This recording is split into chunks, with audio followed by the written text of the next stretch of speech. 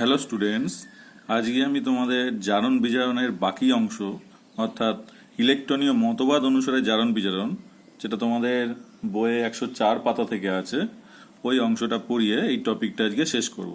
তোমরা কিন্তু খুব ভালো করে দেখবে, কারণ ইলেকট্রনীয় মতবাদটাই এখন সর্বজন গ্রাহ্য। ওকে, তাহলে এইটা ভালো করে তোমরা বোঝার চেষ্টা করবে। তাহলে আমরা এর আগে জারণ বিজারণ পড়েছিলাম যে জারণ মানে যে রাসায়নিক প্রক্রিয়া কোনো মৌল বা যৌগে অক্সিজেন বা কোনো তড়িৎ ঋণাত্মক মৌল যুক্ত হচ্ছে, বা হাইড্রোজেন বা কোনো তড়িৎ ধনাত্মক মৌল অপসারিত হচ্ছে। ওকে, তাহলে হাইড্রোজেন অক্সিজেন কনসেপ্ট দিয়ে আমরা জারণ বুঝেছিলাম, আর ঠিক তার উল্টোটা বিজারণ। এবার ইলেকট্রনীয় কনসেপ্ট দিয়ে কিভাবে বুঝবো যে রাসায়নিক বিক্রিয়া, ঠিক আছে, কোনো পরমাণু হোক বা কোনো আয়ন হোক বা কোনো অণু এক বা একাধিক ইলেকট্রন বর্জন করে, যদি ইলেকট্রন বর্জন করে তবে সেই প্রক্রিয়াটাকে জারণ প্রক্রিয়া বলবো। ওকে, সেটা পরমাণু হতে পারে, আয়ন হতে পারে, অণু হতে পারে।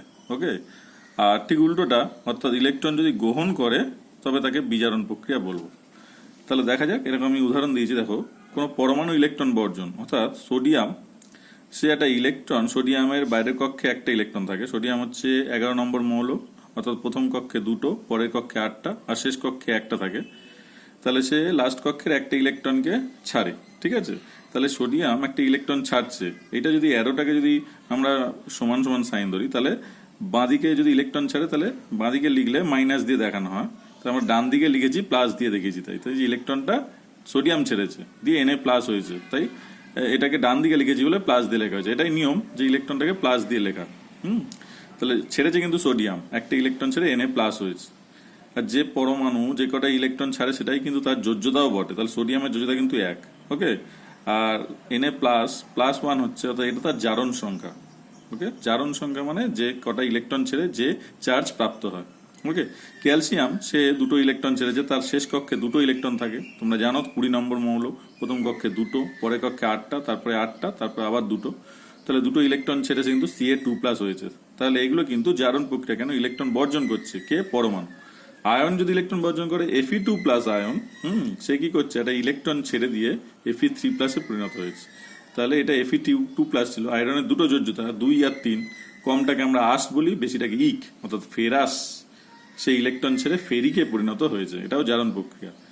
কোনো অণুর ইলেকট্রন বর্জন, হাইড্রোজেন একটা অণু ছিল, সে কি করেছে? 2টো ইলেকট্রন ছেড়ে 2H+ পরিণত হয়েছে। তাহলে অণু থেকে আয়নে পরিণত হয়েছে হাইড্রোজেন অণুটা। হ্যাঁ, আয়নে পরিণত হয়েছে 2টো ইলেকট্রন ছেড়ে। এগুলো সবই কিন্তু জারণ বিক্রিয়ার উদাহরণ, অর্থাৎ ইলেকট্রন ছাড়লেই জারণ হচ্ছে। ঠিক উল্টোটা বিজারণ বিক্রিয়া, অর্থাৎ যে রাসায়নিক বিক্রিয়ায় কোনো পরমাণু, আয়ন বা অণু ইলেকট্রন যদি গ্রহণ করে, তাকে বিজারণ বিক্রিয়া বলা হয়। পরমাণু ইলেকট্রন গ্রহণ দেখি, একটা Cl পরমাণু ছিল, সে একটা ইলেকট্রন নিয়ে Cl- হয়েছে। আমরা জানি Cl হচ্ছে 17 নম্বর মৌল, শেষ কক্ষে তার 7টা ইলেকট্রন আছে। সে একটা ইলেকট্রন নিয়ে Cl- হয়ে গেছে।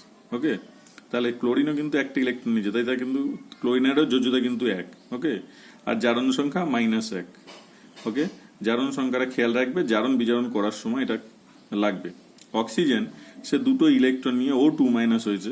অক্সিজেনের শেষ কক্ষে 6টা ইলেকট্রন, 8 নম্বর মৌল, প্রথম কক্ষে 2টো, পরের কক্ষে 6টা, 2টো ইলেকট্রন নিয়ে সে 2- হয়েছে। তাহলে অক্সিজেনের যোজ্যতা কিন্তু 2। এটা কিন্তু পরমাণু, ক্লোরিন পরমাণু, অক্সিজেন পরমাণু, এটা ইলেকট্রন নিচ্ছে, অর্থাৎ বিজারিত হচ্ছে। কোনো ক্যাটায়নের ইলেকট্রন গ্রহণ, অর্থাৎ H+, হ্যাঁ, হাইড্রোজেন আয়ন ছিল, সেটা ইলেকট্রন নিয়ে হাইড্রোজেন পরমাণুতে পরিণত হয়েছে। বা ফেরাস 2টো ইলেকট্রন নিয়ে আয়রন মৌলে পরিণত হয়েছে, 2টো ইলেকট্রন নিয়ে। Fe2+, ফেরাস আয়ন ছিল, 2টো ইলেকট্রন নিয়ে আয়রন মৌলে পরিণত হয়েছে। কোনো অণুর ইলেকট্রন গ্রহণ, অণু মানে কি? যে ক্লোরিন একটা অণু ছিল, সে 2টো ইলেকট্রন নিয়ে 2Cl- পরিণত হয়েছে, অর্থাৎ অণু থেকে কিন্তু আয়নে পরিণত হয়েছে ইলেকট্রন নিয়ে। অর্থাৎ এগুলো সব ক্ষেত্রেই দেখছি আমরা ইলেকট্রন গ্রহণ করছে, অর্থাৎ এগুলো সবই কিন্তু বিজারণ বিক্রিয়ার উদাহরণ। ওকে, তাহলে ইলেকট্রন বর্জন করলে জারণ হচ্ছে, ইলেকট্রন নিলে বিজারণ হচ্ছে। ওকে, এটা কিন্তু জারণ বিজারণের বেসিক কনসেপ্ট। ওকে, ইলেকট্রনীয় মতবাদ দিয়ে। আচ্ছা, কতগুলো মৌল আমি নাম লিখেছি, এগুলো তোমরা খেয়াল রাখবে। এগুলো তার যোজ্যতা বা জারণ সংখ্যা দিয়ে সেগুলো কিন্তু খেয়াল রাখবে। যেমন তড়িৎ-ঋণাত্মক মৌল কিছু আছে, যেমন ফ্লোরাইড, তার জারণ সংখ্যা -1। ওকে, আর যোজ্যতা হচ্ছে 1। যদি সাইনটা বাদ দাও তাহলে 1। অক্সিজেন 2- তার চার্জ, Cl-, হ্যাঁ, এই N3-, Br-, এই করে করে কিন্তু আমি কিছু, হ্যাঁ, মৌলে কিছু তড়িৎ-ঋণাত্মক মৌল লিখেছি, কিছু তড়িৎ-ঋণাত্মক মূলক লিখেছি, খুব important. OH-, NO3-, SO4 2-, CO3 2 minus, NO2 minus, এগুলো। আবার তড়িৎ ধনাত্মক মৌল কিছু লিখেছি, এগুলো তোমরা দেখবে। আয়রনে দুটো আছে, Fe2 প্লাস Fe3 প্লাস, এরকম দুটো যোজ্যতা অনেকেরই আছে।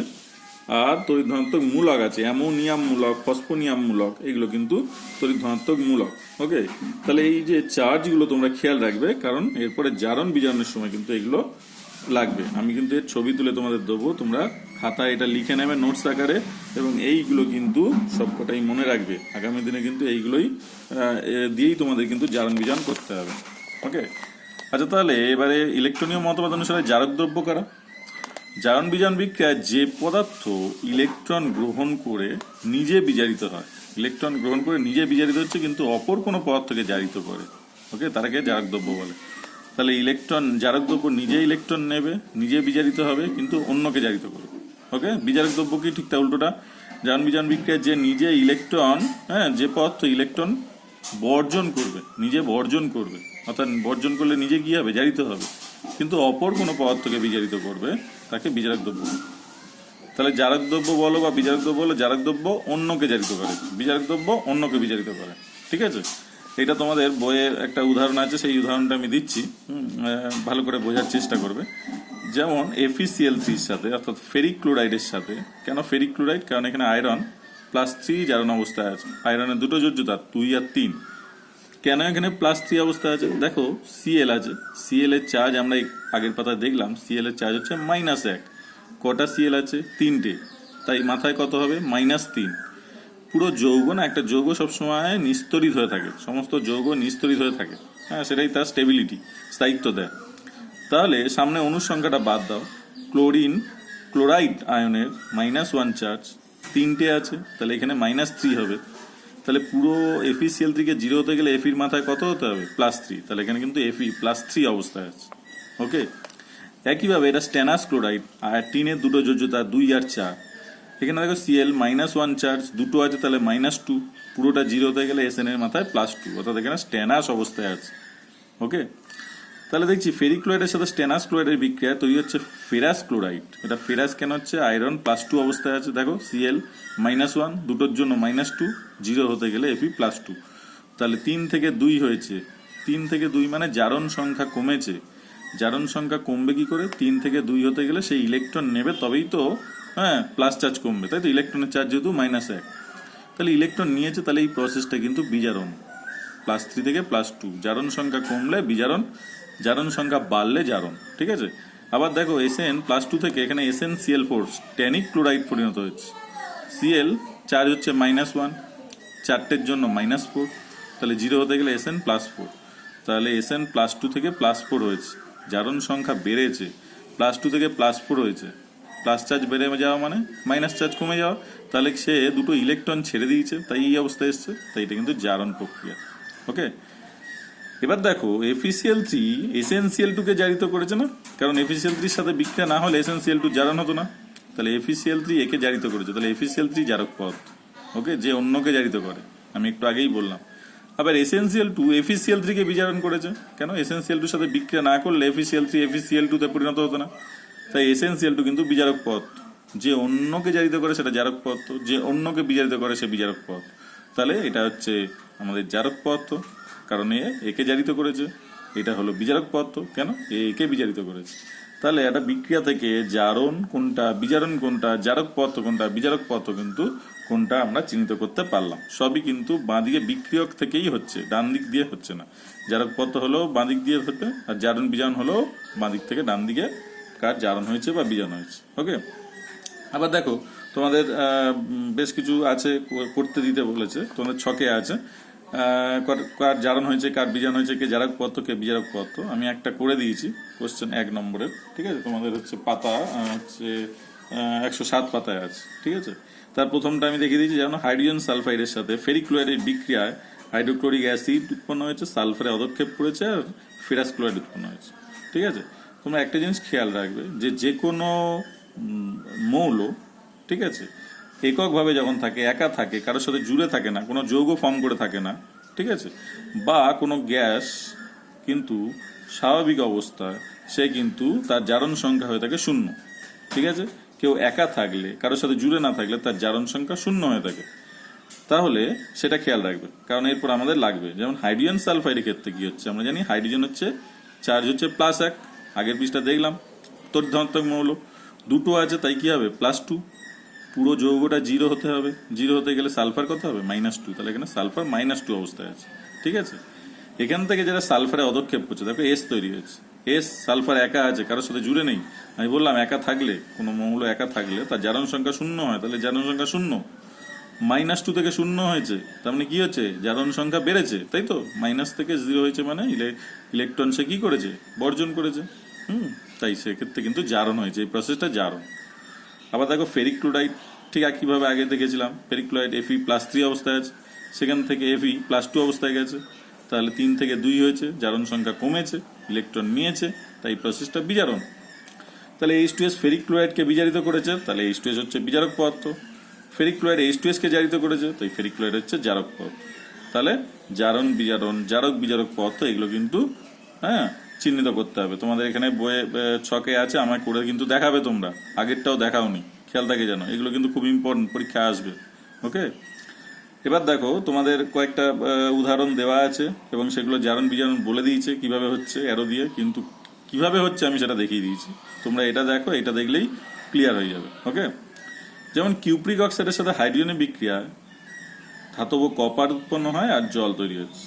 তাহলে এখানে জারণ হয়েছে কোনটা, বিজারণ কোনটা হয়েছে, অ্যারো দিয়ে দেখিয়ে দিয়েছে, কিন্তু কেন হয়েছে সেটা আমি বলে দিচ্ছি। দেখো কিউপ্রিক অক্সাইড, এখানে দেখো অক্সিজেন, অক্সিজেন আমি কি বললাম একটু আগে, চার্জ হচ্ছে -2, তাহলে অক্সিজেন এখানে -2, পুরোটা 0 হতে গেলে কপার কি অবস্থা আছে +2, কপারের কিন্তু দুটো জোট জুতো, 1 আর 2, 1 হলে কিউপ্রাস, 2 হলে কিউপ্রিক, তাহলে এটা কিউপ্রিক আয়ন, এটা কিউপ্রিক অক্সাইড। ওকে, এখান থেকে কপার তৈরি হয়েছে, অর্থাৎ কপারে অদক্ষেপ পড়েছে, কপার একা আছে একটা মৌল হিসেবে, তাহলে তার জারণ সংখ্যা 0।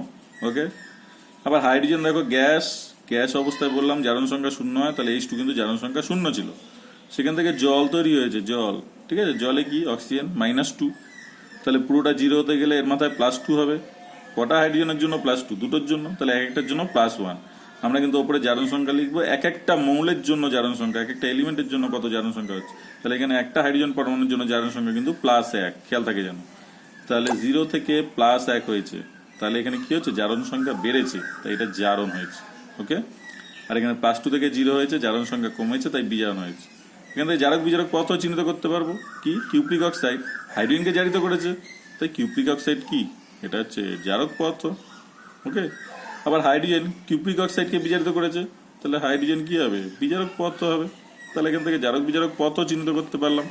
ওকে, MnO2 ম্যাঙ্গানিজ ডাইঅক্সাইডের সাথে হাইড্রোক্লোরিক অ্যাসিডের বিক্রিয়ায় ম্যাঙ্গানাস ক্লোরাইড, ক্লোরিন আর জল উৎপন্ন হয়। ওকে, তাহলে এই বিক্রিয়ায় দেখো অক্সিজেন আছে দুটো, এক একটা অক্সিজেনের চার্জ হচ্ছে -2, তাহলে দুটোর জন্য কত হবে -4, পুরোটা 0 হতে গেলে Mn কত হবে +4। তাহলে এখানে আমরা -4 কেন লিখছি না, আমরা সবসময় বেশিরভাগ আমরা সবসময় ধাতুর চেঞ্জটাই দেখবো, ঠিক আছে, ধাতুর জারণ সংখ্যার চেঞ্জ। এবার যদি ধাতু না থাকে তখন অধাতুর মধ্যে দেখবো কার। তাহলে Mn +4 হচ্ছে, এখান থেকে MnCl2 হয়েছে, Cl এর চার্জ -1, দুটোর জন্য -2, তাহলে এখানে Mn +2 হবে, তাহলে 4 থেকে 2 হয়েছে, জারণ সংখ্যা কমেছে, কটা ইলেকট্রন নিয়েছে, দুটো, তাই তো, 4 থেকে 2 হতে গেলে দুটো ইলেকট্রন নেবে, এক একটা ইলেকট্রনের চার্জ -1, প্রসেসটা বিজারণ প্রসেস। ওকে, আবার হাইড্রোক্লোরিক অ্যাসিড থেকে ক্লোরিন তৈরি হয়েছে, হাইড্রোক্লোরিক অ্যাসিডে হাইড্রোজেন ছিল কি +1, ক্লোরিন কি হবে -1। ওকে, তাহলে ক্লোরিন -1 থেকে ক্লোরিন এখানে গ্যাস তৈরি হয়েছে, গ্যাস আছে মানে তার জারণ সংখ্যা 0 আছে, তাহলে -1 থেকে 0 হয়েছে, জারণ সংখ্যা বেড়েছে, কটা ইলেকট্রন নিয়েছে, একটা ইলেকট্রন নিয়েছে, ইলেকট্রন নিয়েছে, এই সরি কটা ইলেকট্রন ছেড়েছে, একটা ছেড়েছে, ইলেকট্রন ছেড়েছে মানে জারণ হয়েছে। ওকে, তাহলে ওপরেরটা বিজারণ, কেন, ইলেকট্রন সে গ্রহণ করেছে, দুটো ইলেকট্রন গ্রহণ করেছে, নিচেরটা জারণ, কেন, ইলেকট্রন ছেড়েছে, একটা ইলেকট্রন ছেড়েছে, তাই। MnO2 HCl কে জারিত করেছে, তাই MnO2 হচ্ছে কি পদার্থ, জারক পদার্থ। ওকে, আবার HCl MnO2 কে বিজারিত করেছে, তাহলে HCl কি পদার্থ, বিজারক পদার্থ। ওকে, তাহলে এগুলো একেবারে চিহ্নিত হয়ে গেল। আবার একটা বিক্রিয়া দেখো, এটা লাস্ট বিক্রিয়া, ক্লোরিনের সাথে HBr হাইড্রোব্রোমিক অ্যাসিডের বিক্রিয়া, হাইড্রোক্লোরিক অ্যাসিড আর ব্রোমিন তৈরি হচ্ছে, তাই ক্লোরিন গ্যাস, জারণ সংখ্যা 0, সেখান থেকে HCl তৈরি হচ্ছে, যেখানে Cl -1, কেন, হাইড্রোজেন +1, তাহলে 0 থেকে -1 হয়েছে, ইলেকট্রন গ্রহণ করে হয়েছে, কেন, জারণ সংখ্যা কমেছে, তাই এটা বিজারণ।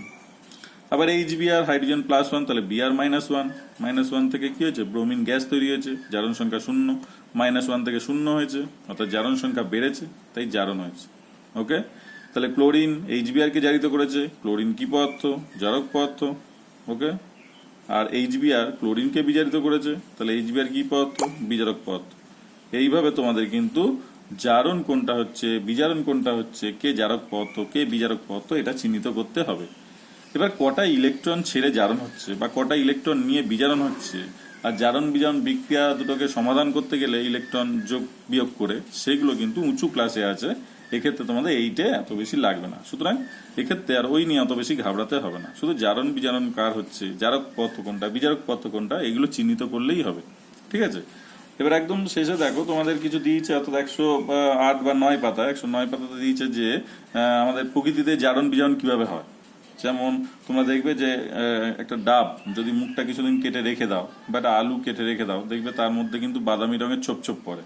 ঠিক আছে, কারণ কি হচ্ছে যে এই যে ফলগুলোর মধ্যে উৎসেচক থাকে, এনজাইম থাকে, যেগুলো বাতাসের অক্সিজেনের সাথে কিন্তু বিক্রিয়া করে জারণ ঘটায়, তার ফলে কিন্তু এরকম বাদামি ছোপ তৈরি হয়।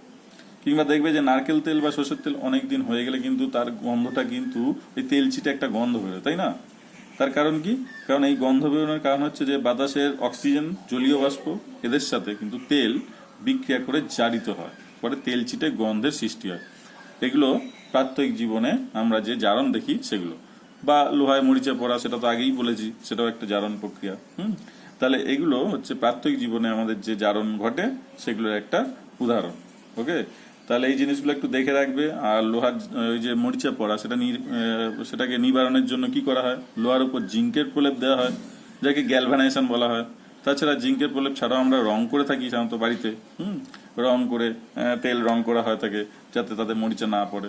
এগুলো হচ্ছে মরিচা নিবারণের উপায়। ঠিক আছে, এগুলো একটু দেখে রেখো। তাহলে আমরা কিন্তু জারণ বিজারণ যে টপিকটা সেটা শেষ করলাম আজকে ইলেকট্রনীয় মতবাদ দিয়ে পড়ালাম।